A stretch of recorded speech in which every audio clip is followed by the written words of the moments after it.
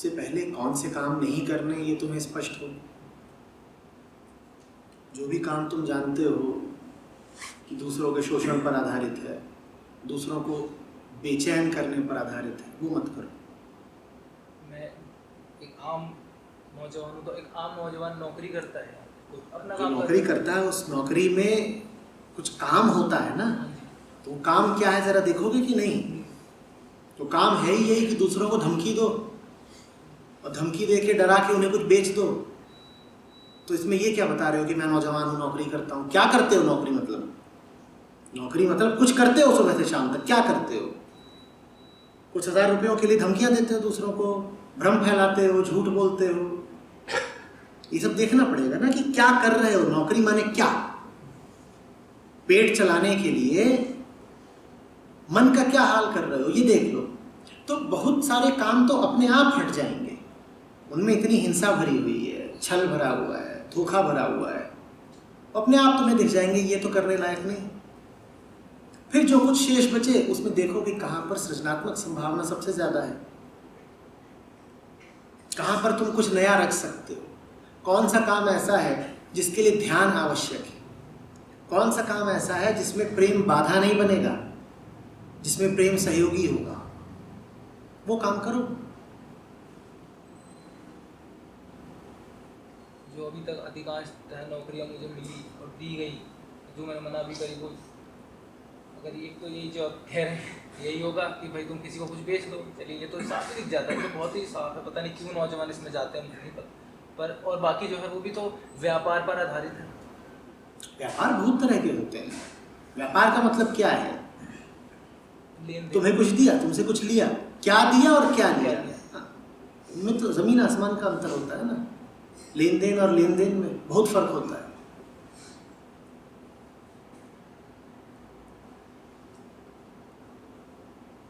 अपनी ताकत, अपनी सामर्थ्य से, अपनी समझ से ऊंचे से ऊंचा और साफ से साफ काम तुम पकड़ सकते हो, उसको पकड़ो। उसके बाद भी तुम पाओ कि उस काम में कुछ छल कपट है छुपा हुआ, तो हाथ उठा के माफी मांग लो। बोलो तूने देह दी है, इस देह की खातिर कुछ तो काम करना पड़ेगा ना। और अभी मुझे लगता है कि मेरी शक्ति इतनी ही है कि जो मिला है उसे स्वीकारो।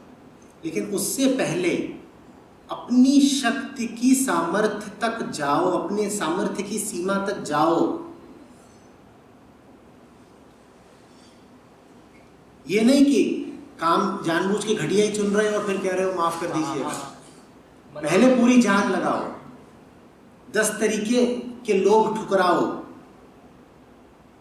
जो ऊंचे से ऊंचा और सुंदर से सुंदर हो सकता है उस तक बढ़ो।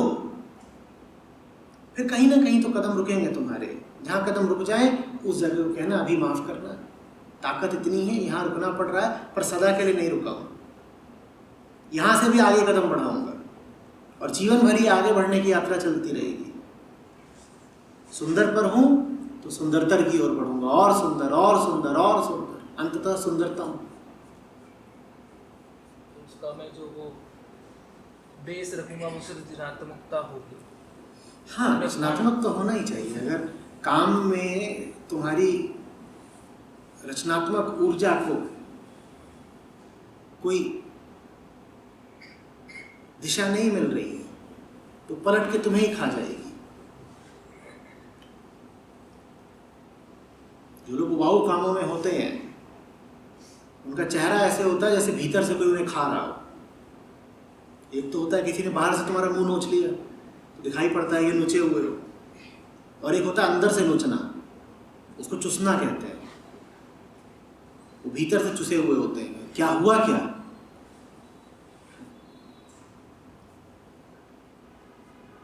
दिल में रोग लगा हुआ है।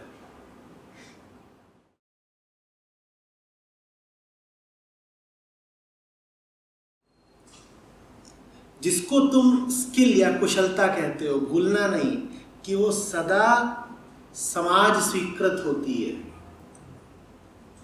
अब जल्दी जल्दी ये करना भी तो एक स्किल है ना, पर तुम्हें जल्दी जल्दी करने लगो तो इससे तुम्हें कोई बहुत सुख नहीं मिलने वाला। क्यों? क्योंकि समाज इसको कोई प्रतिभा, कोई कौशल, कोई स्किल, कोई टैलेंट मानता ही नहीं है।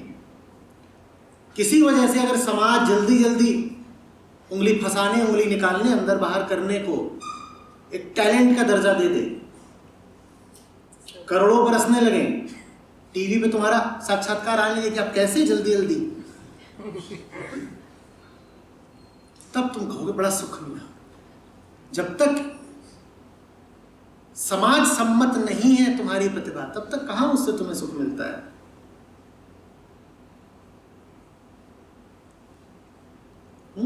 जंगल में कोई यूं ही गेंद उछाल करके उसको लकड़ी से मारता हो, फल उछाला लकड़ी से मारा, फल उछाला लकड़ी से मारा, कोई बड़ी बात नहीं। पर समाज उसी को जब एक खेल का रूप दे देता है और तुम्हारी तारीफ हो जाती है कि बल्लेबाज है, तब तुम कहते हो बड़ा सुख मिलता है। प्रतिभा या कौशल बड़ी सामाजिक चीजें हैं। उनको तुम अर्जित करते इसीलिए हो कि समाज से कुछ उपलब्ध हो पाए, चाहे प्रशंसा चाहे धन। तो क्यों कुछ कर रहे हो, सर्वाधिक कीमती बात यह है। क्यों बढ़ रहे हो उस बकरे की ओर, क्यों सीख रहे हो जो तुम सीखना चाहते हो।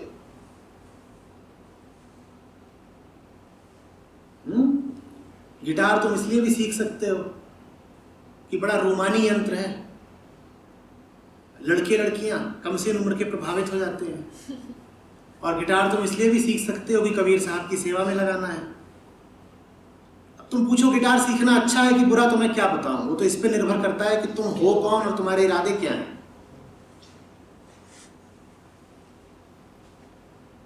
यही गिटार बजा बजा के न जाने कितनी लड़कियां मदहोश की गई। क्या गिटार है। मनोवैज्ञानिक लोगों से पूछो तो कहेंगे गिटार नहीं है, फैलिक सिंबल है। हाँ, ये मर्दानगी का सबूत है। तो लड़कियां तो आकर्षित होंगी। तुम बजा क्या रहे हो, फैलस।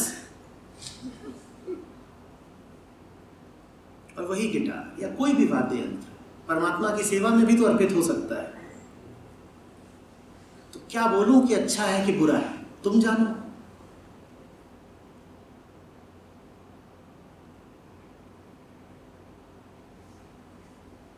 जो सामाजिक लक्ष्य है तो सामाजिक ही होगा, मतलब उसमें मैं कैसे उसको परमात्मा को अर्पित करूं। मान लो मैं IAS बनूं तो मैं कैसे कहूँ कि परमात्मा मैं तेरे लिए IAS बन रहा हूँ। मैंने तो जाना, कहने की बात नहीं, बन रहे हो क्या परमात्मा के लिए। बन रहे हो बाबा अम्मा के लिए, और बनने के बाद थोड़ी बोलोगे कि परमात्मा के लिए बनाओ। कुछ कहने के लिए सर्वप्रथम जो कह रहे हो वो करना पड़ेगा, वैसा होना पड़ेगा ना। परमात्मा के लिए IAS बना जा सकता है, बिल्कुल बना जा सकता है, अगर इरादे हो तो। पर ऐसे इरादे आमतौर पर होते नहीं। बंदर में एक पेड़ से कूदने की जो प्रतिभा होती है वो किसी मानव में नहीं होती। तो प्रतिभा माने क्या। कोई भी कुछ भी कर रहा है तो विलक्षण ही है। अपने अपने क्षेत्र में सब विलक्षण है। चींटी जितना बोझ उठाती है अपने शरीर के वजन के अनुपात में, उतना हाथी नहीं उठा सकता। चींटी जितनी प्रतिभा हाथी में नहीं है। अपने शरीर के अनुपात में चींटी जितना बोझ उठाती है, ना आदमी ना हाथी ना गधा ना घोड़ा, कोई उतना बोझ नहीं उठा सकते। और तुम चींटी के लिए ताली बजाते नहीं। भाई सब अद्भुत है, सब विलक्षण है, और ये सब प्रकृति का खेल है, इसमें कुछ नहीं है। जिसको तुम बुद्धि बोलते हो वो भी पूरे तरीके से प्रकृति की ही बात है, जेनेटिक चीज है। तो अगर कोई ऐसा है जिसने 12वीं कक्षा 12 की उम्र में ही पास कर ली, तो इसमें क्या खास हो गया। ये किसी साधना का फल थोड़े ही है, वो पैदा ही ऐसा हुआ है, तो इसमें क्या बात है। कल को जेनेटिक इंजीनियरिंग करके ऐसे बच्चे भी पैदा किए जा सकते हैं जो 6 की उम्र में PhD हो जाए, तो तुम उनको महात्मा मानोगे क्या। इसमें हुआ क्या है, तो प्रकृति का खेल है। चील उड़ती है, तुमने PhD कर ली, बिल्कुल एक बात है। चील उड़ान भरती है क्योंकि प्रकृति ने उसे ऐसा बनाया है। तुम्हें भी प्रकृति ने ऐसी बुद्धि दे दी है, ऐसे जीन्स दे दिए हैं कि तुमने 6 की उम्र PhD कर ली, तो इसमें हम तुम्हारा यशोगुण क्या गाएं? और तुम चाहते हो तुम्हारा कीर्तिगान हो। क्यों हो भाई? क्योंकि बहुत जोर जोर से टेलीविजन में फ्लैश कर रहा है, ये देखिए इसने 8 की उम्र में बोर्ड पास कर लिया। तो आचार्य जी, जो ये होता है कि कम उम्र में जो धर्म ग्रंथ होते हैं, शास्त्र होते हैं, उनके प्रति जो आकर्षण होता है, वो आकर्षण कैसा है?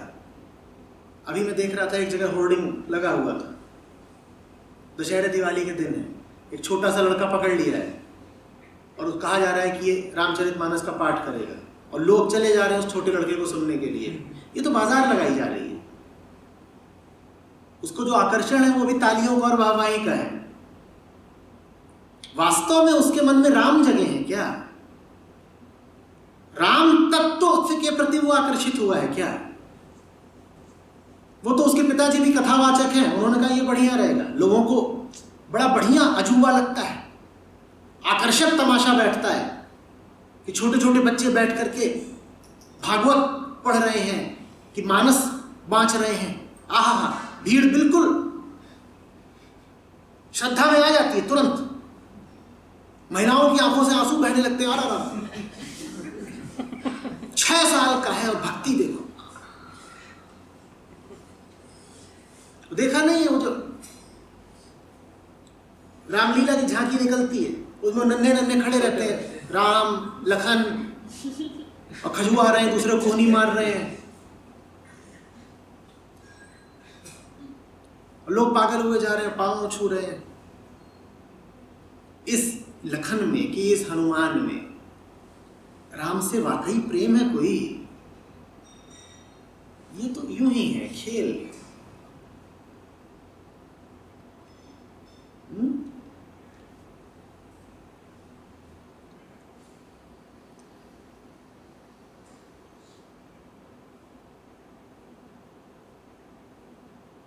हम सब तमाशों की तलाश में रहते हैं। तमाशा माने मनोरंजन। थोड़ी देर पहले ही बात कर रहे थे कि ऊबे मन को और क्या चाहिए? मनोरंजन। मनोरंजन कैसे भी मिल जाता है।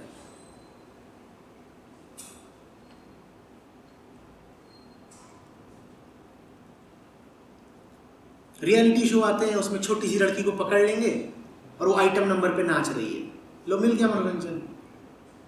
सुनने में बुरा लगेगा, लेकिन वो जो छोटी लड़की तुमने आइटम नंबर पर नचा दी है और तुम ताली बजा रहे हो, और उसी की समवयस्क एक छोटी लड़की जिसको तुम बैठा करके भजन गवा रहे हो और ताली बजा रहे हो, इन दोनों नज़ारों में कोई मूलभूत अंतर नहीं है, और ताली तुम दोनों के लिए बजाते हो।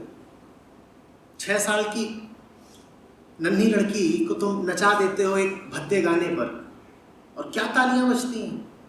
और 6 साल की नन्ही लड़की बैठ करके भजन गा रही है, ऐसे भजन जिसका उसको कुछ अता पता नहीं, तुमने रटा दिया है, वो बैठ करके तमाशा गा रही है और तुम वहां भी तालियां खूब बजा देते हो। तुम्हें तो मनोरंजन चाहिए, चाहे जिस रूप में मिले। इसमें कहीं न तो कोई प्रतिभा की बात है, न भक्ति की बात है, न हकीकत की बात है। ये सब झूठा तमाशा है, फरेब है।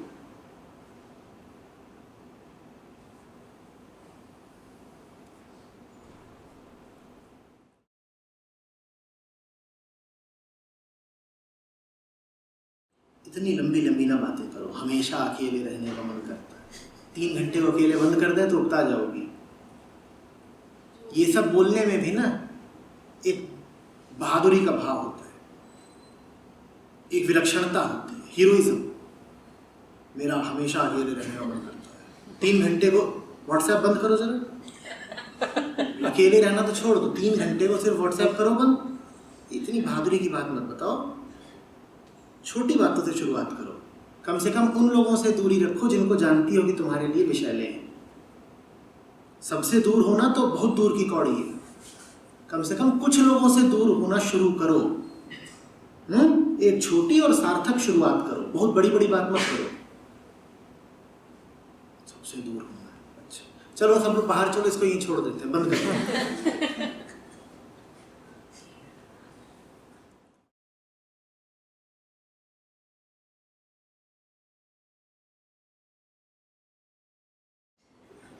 हैं कहाँ पिछले कुछ महीनों से?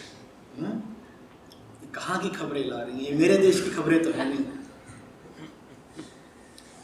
ये मेरी दुनिया वाली खबरें तो है नहीं। तरुणा कहाँ से आ रहे हो बताओ?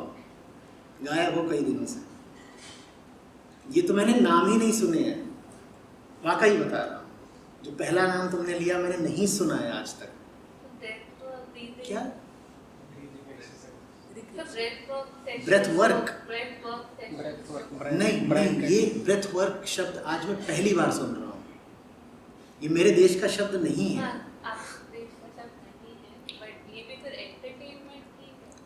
मेरे देश से बाहर जो कुछ है वो वही है।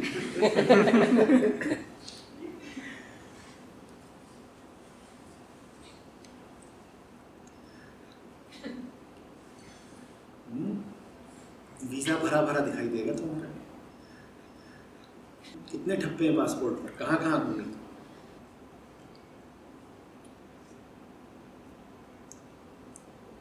दुनिया में बहुत कुछ है तरुणा। प्रश्न ये है कि वो तुम्हें पता ही क्यों है? बोलो क्यों पता है? हत्या करने के 1001 तरीके होते हैं,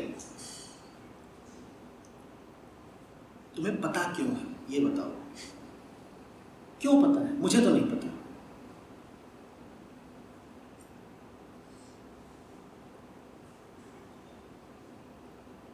मांस पकाने के नायाब तरीके हो सकते हैं, तुम्हें क्यों पता है? मुझसे पूछा बैकन क्या होता है, एक बार को मुझे याद करना पड़ा किस चीज को कहते हैं। तुम्हें क्यों पता हो? ये बातें पता क्यों है तुम्हें?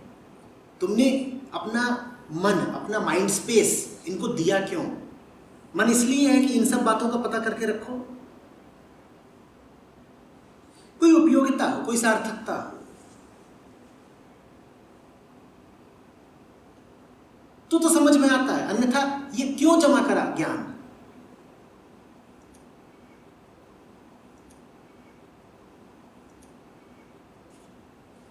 अब्बन ने बब्बन से क्या बोला, तुम्हें क्या मतलब? ये जानकारी भी तो एक प्रकार का ज्ञान ही है कि अब्बन ने बब्बन से क्या बोला। अरे कुछ बोला होगा, तुमने सुना क्यों? तुम काहे को पकड़ के ज्ञान रख रही हो?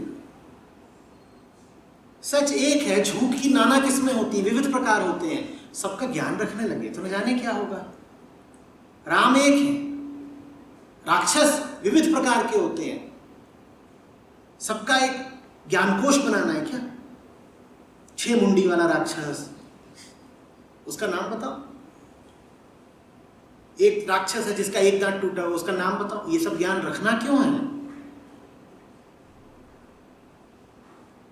मैं तो बहुत सीधी सरल बात जानता हूं। मन होता और कुछ नहीं होता, और कोई ज्ञान मुझे है ही नहीं। मन ही है, बाकी सब ये कहां से आ गई बातें भाई? एक साधे सब सधे, सब साधे सब जाए। मुझे तो एक बात पता है, वही साधता हूं। और जो सब साधने निकलेगा उसका सब जाएगा, सब गंवा देगा वो। इतना कुछ जानो ही मत। एक बात जानो, एक सत्य, बाकी सबसे मतलब क्या है? बुलबुलें हैं, जुमले हैं, उड़ रहे हैं, उठ रहे हैं। बताया तो था अभी झटका योग। अगली बार तुमने मटका योग ले आना। बताइए आचार्य जी इसके बारे में कुछ।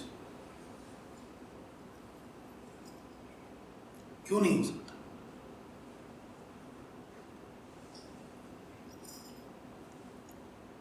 जरा अज्ञानी रहो। बहुत बातें पता ना रहे वही ठीक, वो पता करने लायक नहीं है। इसका अर्थ ये नहीं है कि उस बारे में तुम अज्ञानी हो। इसका अर्थ ये है कि उन बातों के विवरण में तुम्हें दिलचस्पी नहीं है।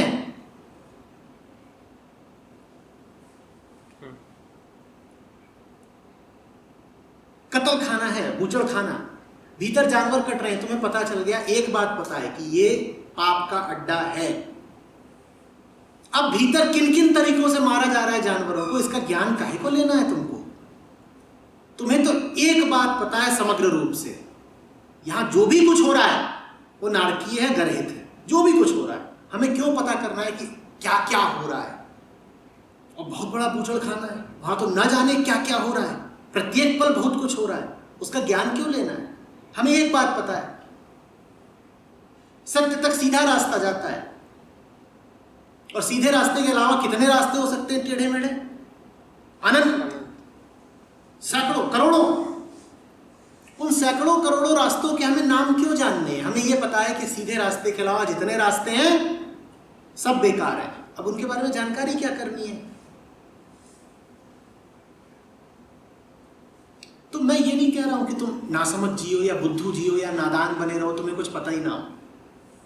मैं कह रहा हूं कि एक बात पता है कि ये सब व्यर्थ है, उसके बाद हमें डिटेल्स, विवरण नहीं जानने। हमें मत बताओ ऐसी बातों की डिटेल्स जो कि हैं ही बेकार। जिस रास्ते तुम्हें जाना नहीं, तुम्हें उसका कोई ब्यौरा दे, विस्तार से बताए, तुम सुनोगे क्या? जिस रास्ते जाना नहीं, उस रास्ते को बताए यहां से 50 किलोमीटर दूर वो ढाबा आता है और उसमें क्या बढ़िया ताजी बतख मार के खिलाते हैं।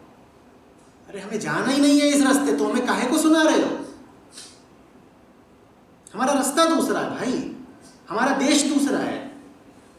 जिस धर की तुम बात बता रहे हो उससे हमारा कोई लेना देना नहीं, मत बताओ, सुना ही मत करो। अब तो मन हंसा भया मोती चुन चुन खात। तुम मोती किसी चीज में मिलाकर दे दो उसको, दूध में, पानी में, चाहे कीचड़ में, उसका तो काम है कि मोती। और दूध से मोती निकालना तो फिर भी आसान है, जानते हो? प्रेमी मन, सात्विक मन के लिए क्या कहा गया है? कहा गया है कि उसको दूध और पानी मिला करके दे दोगे तो पानी मिश्रित दूध में से वो दूध पी जाएगा, पानी छोड़ देगा। वो इतना विवेकी हो जाता है, वो इतना गुण ग्राहक हो जाता है, उसमें सत्य के प्रति इतना प्रेम हो जाता है कि बाकी हर चीज को वो तत्काल नकार देता है। बाकी और चीजों का पता ही क्यों करते हो? नकार दो, हमें नहीं सुनना, हमें सुनाई नहीं पड़ा। तुम सुनाओगे हमें सुनाई पड़ेगा ही नहीं, तुम दिखाओगे हम देख के भी देख पाएंगे नहीं, हमारी याददाश्त पर बैठेगा ही नहीं। हमारी याददाश्त ऐसी हो गई है कि उस पर व्यर्थ चीजें जम ही नहीं पाती। हम देख के अनदेखा कर देते हैं। अनदेखा हमें करना नहीं पड़ता, अनदेखा हो जाता है।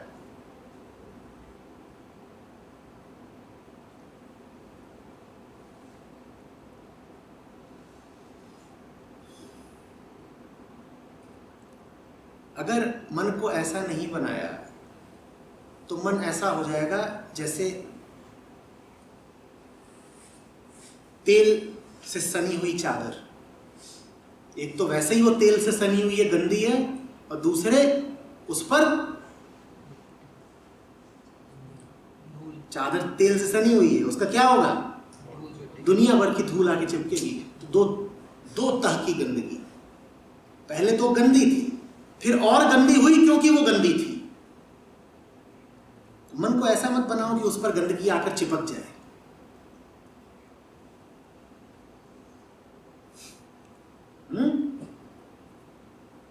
दुनिया में तमाम तरह की सूचनाएं हैं, एक कान से सुनो, दूसरे से निकालो, बीच में उसे रख मत लो।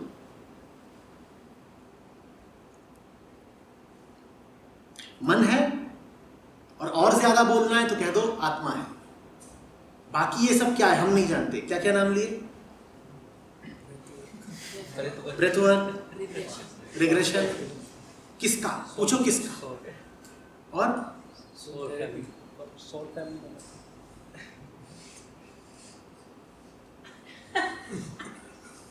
मारी दो, कुछ दो उसको, हाथ में दो, डंडा मारो मेरे को, मेरे सर पे। Soul family.